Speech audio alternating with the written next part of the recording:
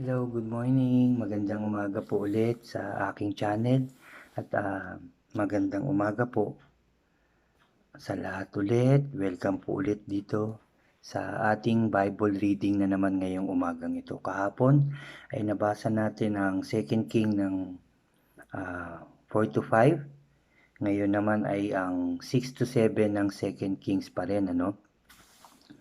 Sabi dito sa chapter 6, minsan lumapit kay Eliseo ang pangkat ng mga propetang pinamamahalaan niya. Sinabi nila, maliit na po para sa amin ang aming tirahan. Kung papayag kayo, pupunta kami sa Jordan at puputol kami roon ng kahoy na gagamitin naming bahay. Pumayag naman si Eliseo. Sinabi ng isa sa kanila, kung maari po ay sumama kayo sa amin. Sige, sasama ako, sagot niya. At nagpunta nga sila sa Jordan upang pumutol ng kahoy. Nang pumuputol na sila ng kahoy, nahulog sa tubig ang talim ng palakol ng isa sa kanila. Sumigaw siya, Guro, anong gagawin ko ngayon? Hiniram ko lamang po iyon. Tinanong ni Eliseo saan banda nahulog. Nang ituro sa kanya na kung saan nahulog, pumutol siya ng isang sanga ng kahoy. Inihagis niya iyon sa tubig at lumutang ang talim ng palakol. Sinabi ni Eliseo, kunin mo na. Inabot naman iyon ng lalaki. Minsan binalak ng hari ng Syria na digmain ang Israel. Tinipon rin niya ang kanyang mga tauhan at sinabi sa kanila ang kanyang napiling lugar na pagkakampuan. Ngunit ipinasabi ito ni Eliseo sa hari ng Israel. Binalaan niya ito, huwag na huwag kayong pupunta sa naturang lugar sapagkat nag-aabang doon ang mga taga-Syria. At pinabantayan nga ng hari ng Israel ang mga lugar na sinabi ni Eliseo. Marami ring beses na sinabi sa kanya ni Eliseo tungkol sa balak na pagsalakay ng mga taga-Syria at lahat ng lugar na sinabi sa kanya pinalagyan ng mga bantay. Dahil dito labis na nabahala ang hari ng Syria, kaya tinipon niya ang kanyang mga tauhan at tinanong, magsabi kayo ng totoo, sino sa inyo ang nakikipagsabuatan sa hari ng Israel, sabi.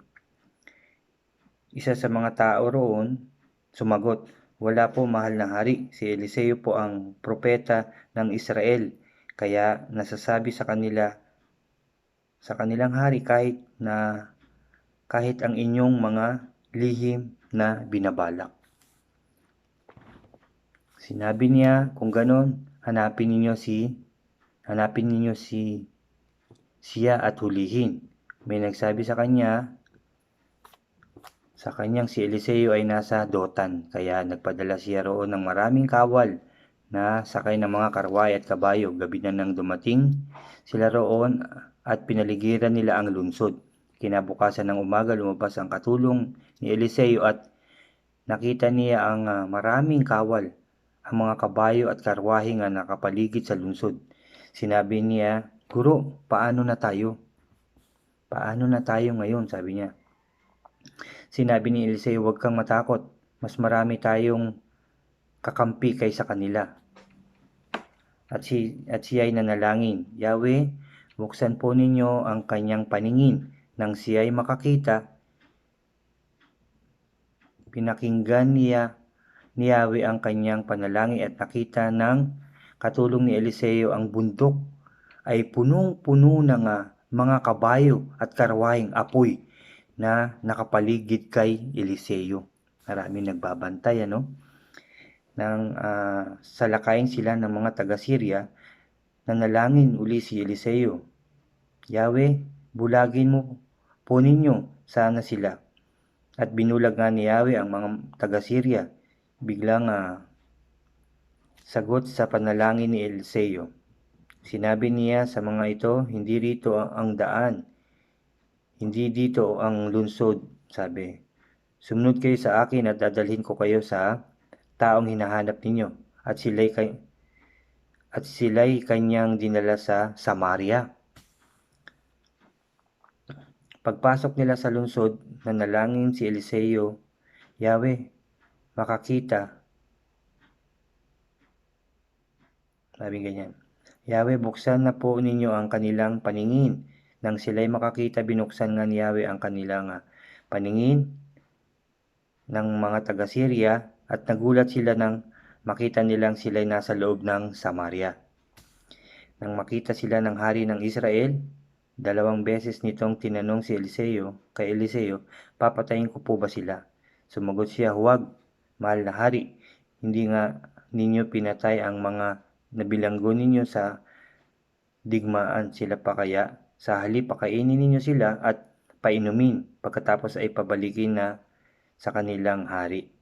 Nagpahanda naman ng pagkain ng hari ng Israel, pinakain ng mga bihag ng taga-Syria, saka pinauwi sa kanilang hari. Mula noon, hindi na sila muling sumalakay ang mga taga-Syria sa lupain ng Israel.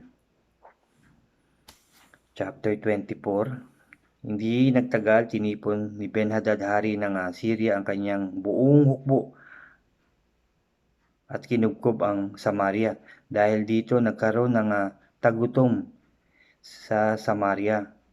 Ang isang ulo ng asno ay nagkakahalaga ng 80 pirasong pilak at 5 pirasong pilak naman ang kalahating litro ng dumi ng kalapati. Minsan nang naglalakad ang hari ng Israel sa ibabaw ng pader ng lungsod, tinawag siya ng isang babae, Mahal na hari, tulungan po ninyo ako, sabi. Sinabi sa kanya, kung hindi ka tutulungan ni Yahweh, paano nga kita matutulungan? Wala naman akong trigo o katas ng ubas. Ano bang problema mo? Sabi na. Ano bang problema mo? Tanong ng hari sa kanya. Sumagot ang babae, napag-usapan po namin ng babaeng ito na iluto namin ang aking anak para may makain kami ngayon, bukas ang anak naman niya ang kakainin namin. Kaya naman po iniluto namin ang aking anak at kinain Nang hingin ko na po ang kanyang anak para iluto, itinago po niya at ayaw niyang ibigay. Nang marinig ito, pinunit ng hari ang kanyang damit. Nakita ng mga taong malapit sa pader na nakasuot pala siya ng damit sako na nakapangilalim sa kanyang kasuotan. Bilang tanda ng matinding kalungkutan, sabi niya, patayin sana ako ng Diyos kapag ngayoy maghapoy hindi ko pinapugutan ng ulo si Eliseo na anak ni Safat. Kaya't inutusan niya ang kanyang lingkod ng kunin si Eliseo, samantala si Eliseo naman ay nasa kanyang bahay at kausap ang pinuno ng Israel. Papunta naman doon ang lalaking inutusan ng hari. Hindi pa ito nakakarating doon ay sinabi ni Eliseo sa matandang pinuno, tignan ninyo at papupugutan pa ako ng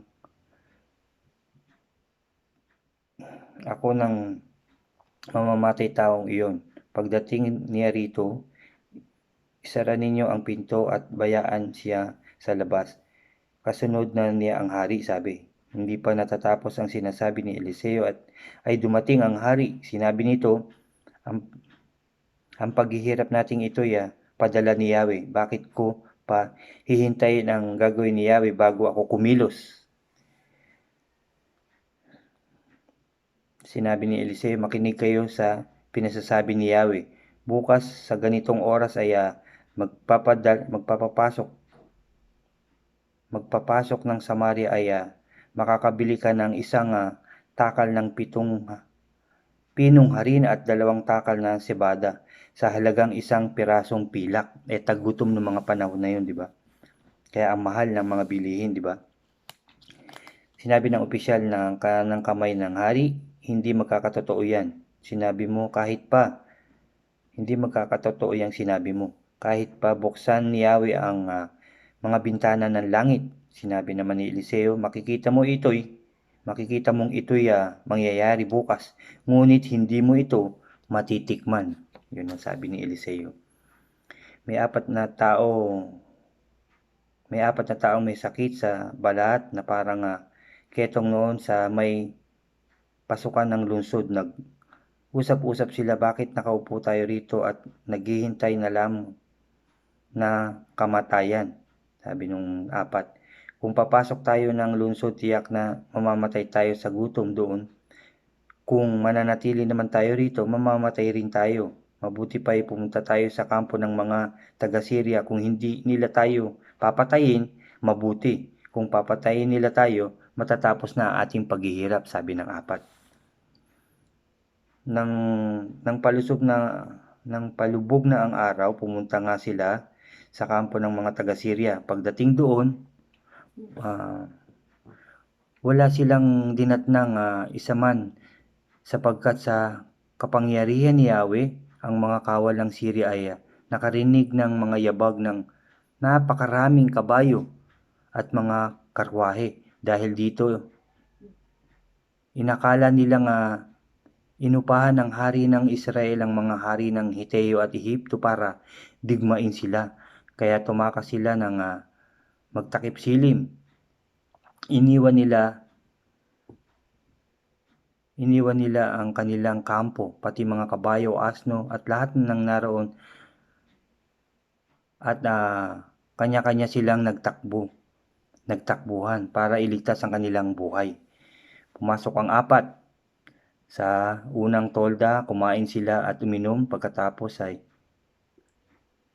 nagpakabusog sila, sinamsam nila ang lahat ng ginto, pilak, mga damit at naroon. Ito'y tinago nila, pagkatapos bumalik sila sa tolda, Ngunit naisip nila, hindi tama itong ginawa natin.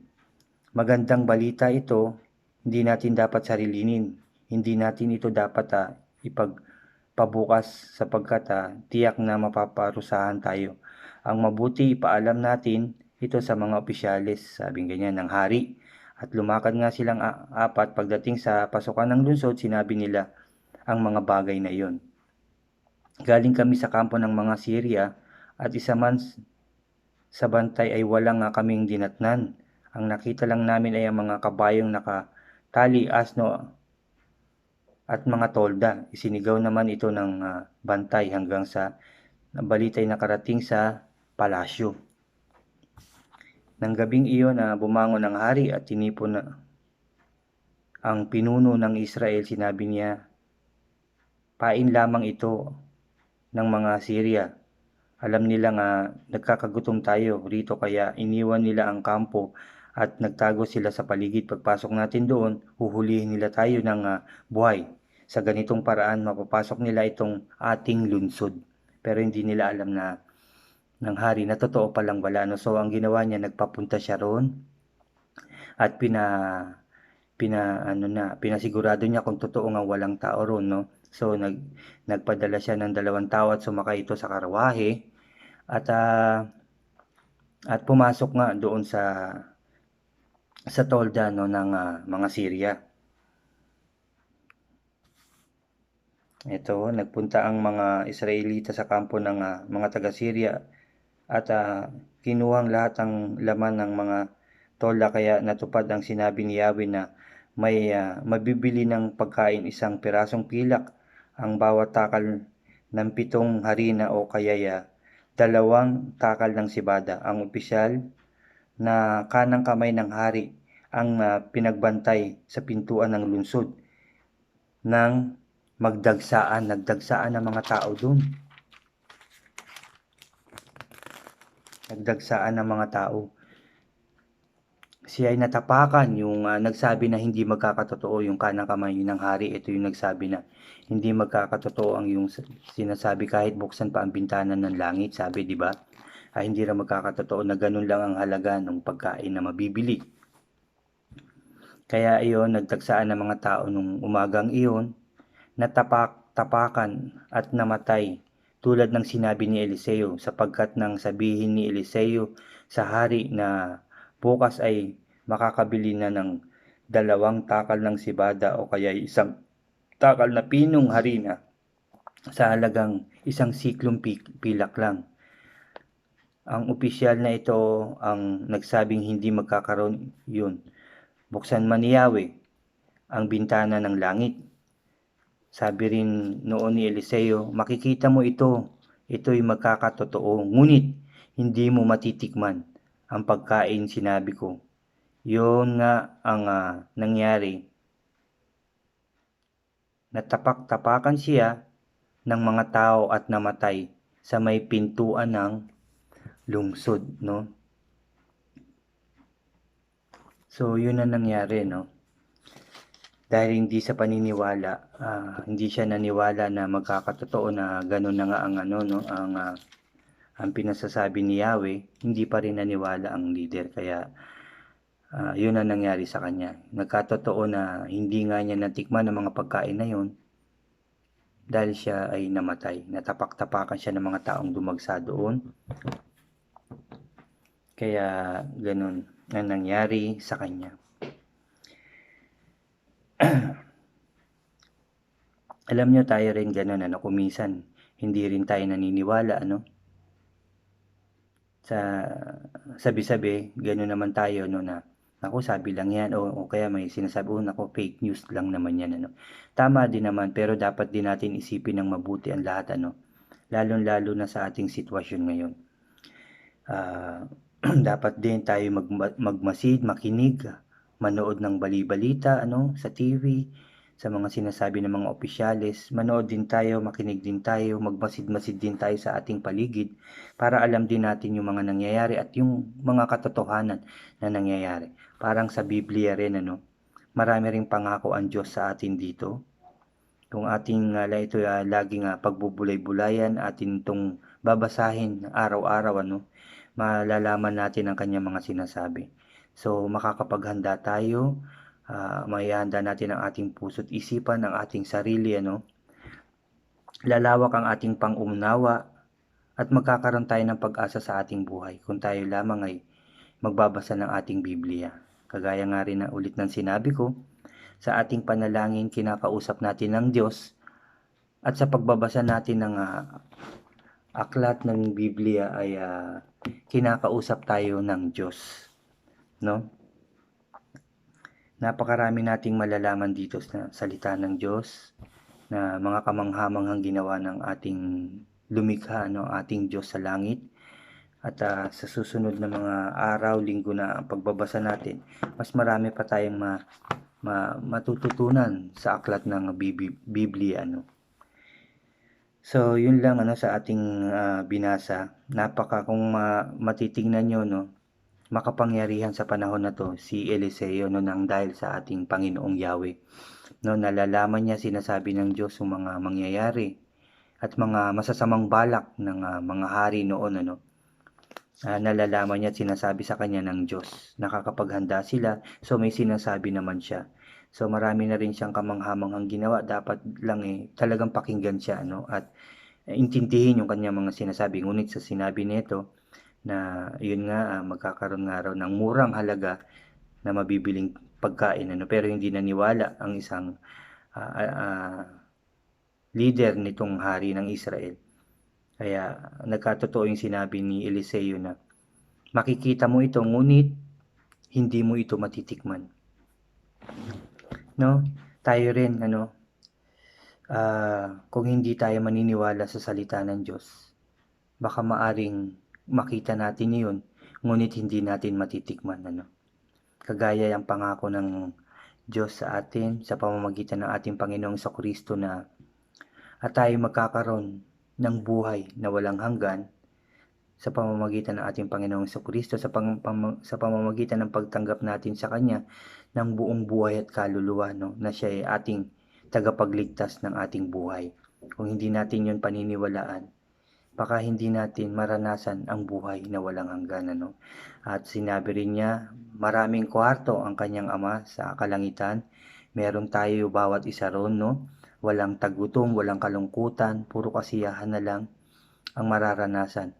Baka yun ay makita natin na ang pangako ng Diyos na ng ating Panginoong Jesucristo na kukunin ko ang mga totoong naglingkod, naging tapat at nagmahal sa Kanya at mga tumanggap sa Kanya, dadalhin niya sa kaharian.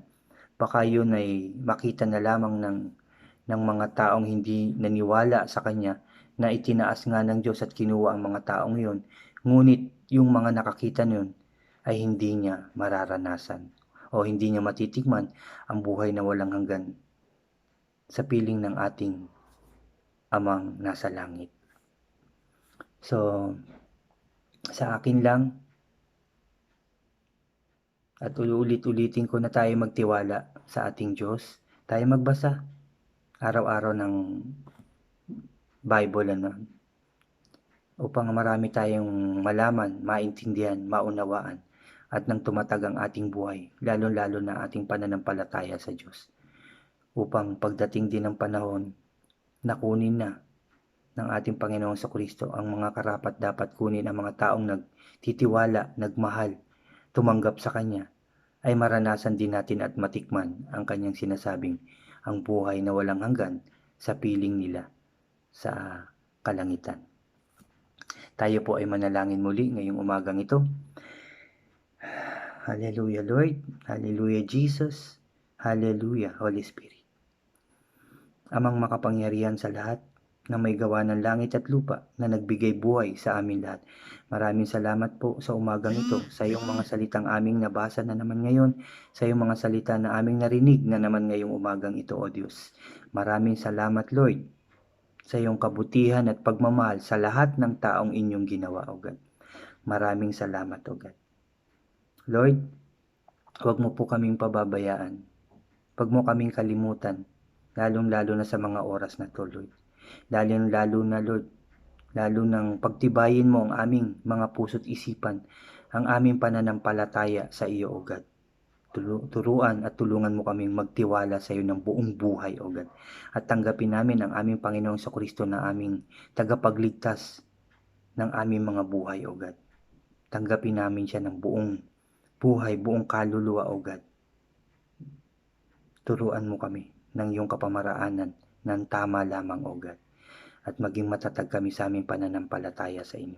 Hindi lang ako, Lord, hindi lang ang aking pamilya, hindi lang aking mga mahal sa buhay, hindi lang ang aking kapitbahay, kundi, Lord, lahat ng tao, O God, na inyong ginawa at binigyang buhay, naway magtiwala sa iyo, lumapit sa iyo, umasa sa iyo, Lord. At ikaw lamang ang sambahin nawa ng lahat ng tao sa buong mundo, O God. Ikaw lamang, dahil ikaw lamang ang aming Diyos, wala nang iba. Ikaw ay Diyos na makapangyarihan sa lahat.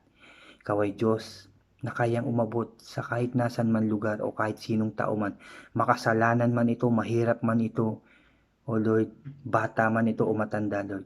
Iyong lalapitan, hihipuin upang ayusin ang buhay, upang magkaroon ng pag-asa, O God. Salamat Lord, salamat Jesus, salamat Holy Spirit, O God. Lord, nananalangin din kami Lord sa virus na umiikot sa aming mundo, Lord. Huwag mo po kami pabayaan. Tulungan mo po kami. Please Lord, alisin mo na po ang virus na meron ng aming mundo. At wala ka na Lord na ibibigay pang o wala ka nang, hindi mo na pababayaan ng mga virus na pupunta sa amin, Lord, na magkakaroon sa amin. Ang mga scientists na kung ano-ano ang naisip, kundi kasamaan, Lord, hipuin mo ang kanilang mga puso't isipan, O Lord. Ikaw na po ang bahala sa kanila, Lord. Alam mo po ang mga dapat gawin sa kanila, O God. Please, Lord, maging normal na ang buong mundo. Maawa po kayo sa lahat ng tao. Ang mga taong totoong naglilingkod, nananalangin, nagtitiwala, nagmamahal sa iyo, O God. Pakinggan mo po kami, O Diyos. Huwag mo kaming pabayaan, O God. Please, Lord, please, Jesus, please, Holy Spirit, maawa po kayo sa amin. Tanggalin mo na po ang virus at maging normal na ulit ang aming mundo, O God. Please, Lord, maawa kayo sa amin. Ang mga virus o kung ano pa man ang mga naiisip ng mga masasamang tao, Lord, huwag mo na pong payagan ito yung mangyari pa, O God. Maawa po kayo sa amin, O God. Maawa po kayo sa mga tao nga labis na nangangailangan, Lord, ng inyong awaan at tulong. Mga taong hirap na sa buhay, ang mga taong sobrang gutom na ang inaabot, O God. Maawa po kayo, O God. Maawa po kayo sa amin. Huwag mo po kaming pabayaan, O God. Please, Lord, alam ko po sa mga oras na to, Ang lahat ng tao ay nananalangin, lumalapit sa inyo. Pakinggan mo po sila, O God. Pakinggan mo po kami. Sa kabila ng aming mga kasalanan sa inyo, pagkakamali at pagkukulang, Lord, patawarin mo po ang bawat isa sa amin. Patawarin mo po ako. Patawarin mo po kami lahat, Lord. Pagbigyan mo pa po kami ng isang pagkakataon sa aming mga buhay na maayos namin yun, maituwid namin yun, at lumapit sa iyo, O God. Please, Lord. Please, Lord. Tulungan mo po kami. Huwag mo po kami pabayaan. Lord, please, maawa po kayo sa amin sa isa pang pagkakataon ng aming mga buhay, Lord. Alam ko pong nagbabago na ang mga tao. Magbabago po sila at lumalapit sa iyo ng totoo at taos-puso. At alam ko lahat ng tao ay tinatanggap ang iyong anak na aming Panginoong Kristo na aming tagapagligtas. O God, tinatanggap namin siya ng buong buhay, buong kaluluwa. O God, please Lord, pakinggan mo po ang aming panalangin. Maawa po kayo sa bawat taong inyong ginawa. Please Lord, ayusin mo na po ang aming mundo, ang aming buhay. Huwag mo pong pabayaan ang aming presidente, O God. Alam namin na mahal niya po kami, naglilingkod po siya ng totoo at siya'y may takot sa inyo. Please Lord, i-bless mo po siya. Bigyan ng tamang puso't isipan at kalakasan pa, O God. Ganon din ang kanyang mga mahal sa buhay. Ganon din, Lord, ang buong mundo, ang mga presidente ng bawat bansa, O God. Linisin mo rin ang kanilang mga puso't isipan at bigyan ng katatagan, O God. Katatagan at pananampalataya sa iyo, O God. Please Lord, please Jesus, please Holy Spirit, pakinggan mo po kami at ang lahat ng nananalangin, O God. We claim it, Lord. Inaangkin na namin ang katagumpayan na to, O God. Matatapos na ito, magiging maayos na ito at magbabalik na sa normal ang aming mga buhay. In Jesus' name, Father God, in Jesus' name, O God, in Jesus' name, O Lord, in Jesus' name. Lord, siniselyohan ko na ng banal na dugo na aming Panginoong Kristo ang aking panalangin, O God. Ito'y tagumpay na. Tagumpay namin sunod-sunod, O God. In Jesus' name, O God. In Jesus' name. Pinupuri ka namin, pinasasalamatan, sinasamba at dinadakila, O Diyos, sa tanging pangalan na aming Panginoon Kristo, na aming tagapagligtas. Ang lahat ay magsabi ng Amen and Amen and Amen. Whew.